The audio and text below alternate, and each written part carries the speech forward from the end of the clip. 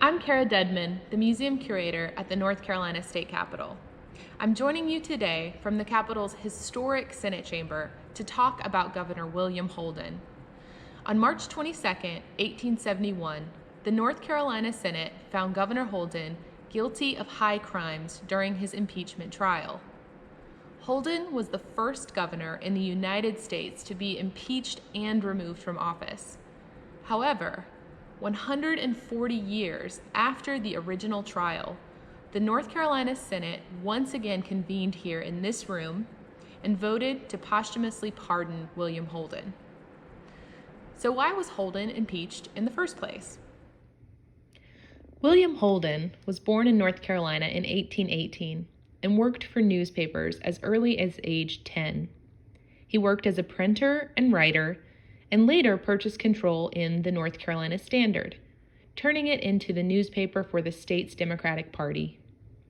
He was elected to the North Carolina House of Commons in 1844 and became the state's printer, as well as a Democratic leader. While Democratic spokesman for North Carolina, Holden played an active role in national issues. Throughout the 1840s and 50s, he advocated for Southern rights to expand slavery and championed the right of secession, but by 1860, he had shifted his position to support the Union. During the Civil War, he supported efforts for peace, as he thought that seeking peace was more honorable than an unconditional surrender.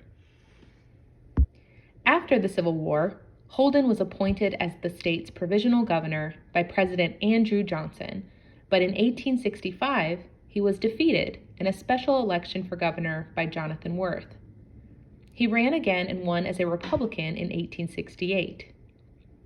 As governor, Holden oversaw revisions to the state constitution to meet requirements set forth by Congress to readmit North Carolina into the Union. Many Democrats, the conservative party at that time, felt the reforms of Reconstruction were unfair and wanted to take back control of the state and legislature.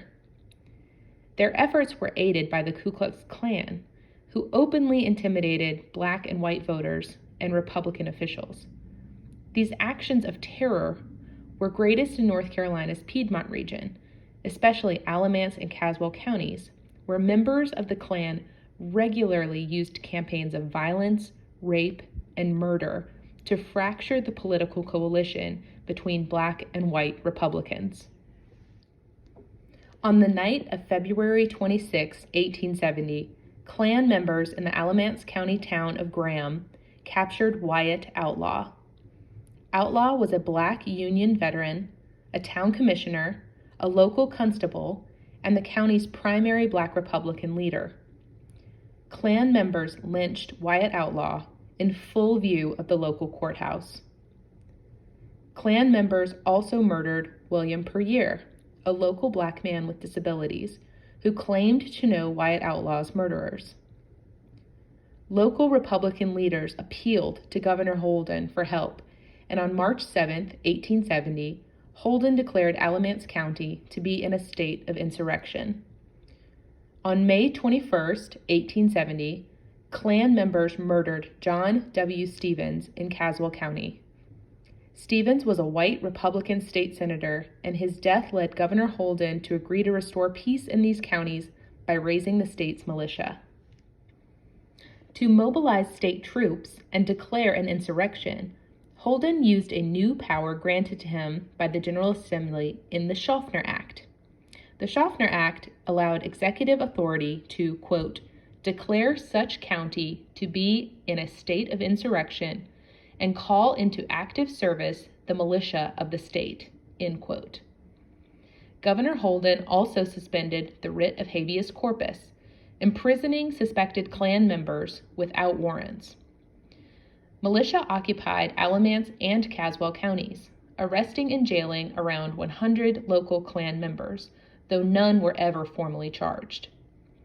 This conflict was named the Kirk-Holden War by conservatives, after Governor Holden and George W. Kirk, a former Union colonel who led the 2nd Regiment of North Carolina militia troops against the Klan. In December of 1870, the North Carolina House approved 8 articles of impeachment against Holden. The first 2 alleged that he had illegally declared Alamance and Caswell counties to be an insurrection. The 3rd and 4th concerned unlawful arrests. The 5th and 6th were about the suspension of habeas corpus, and the last 2 charged him with unlawful recruitment of militia troops. The House introduced a 9th article of impeachment regarding the governor's role in a scandal with the state's railroads, but this article was never brought to the Senate. The impeachment trial began on January 23, 1871, and on March 22nd, following a highly politicized trial, the Senate found Governor Holden guilty on 6 of the 8 charges and subsequently removed him from office. To date, Holden remains the only governor to be impeached in North Carolina. Though Holden himself stated that he never wanted a pardon, believing that he did nothing wrong, on April 10, 2011, the North Carolina Senate met in a special session here in this room and unanimously voted to posthumously pardon Governor Holden. Senator Floyd B. McKissick Jr. of Durham stated that Holden's conviction was repugnant in every respect and justice demands that it be reversed.